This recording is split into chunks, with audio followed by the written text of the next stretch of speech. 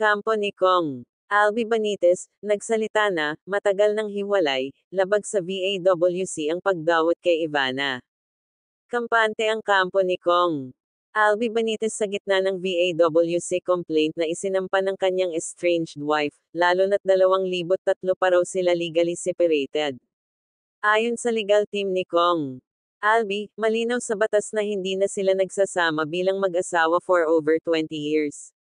Sabi pa nila, ang pagkaladkad kay Ivana Alawi sa reklamo ay labag daw sa VAWC Law under Section 44, dahil hindi ito direktang may kinalaman sa karahasan sa kababaihan. Dagdag pa nila, 2024 pa lang nagsampa si Albi ng annulment, at ngayon lang nagsampa ng VAWC ang kanyang dating asawa. Tanong ng kampo, timing lang ba ito o totoo talaga ang motibo? Ikaw, sang-ayon ka ba sa posisyon ng kampo ni Albi Benitez?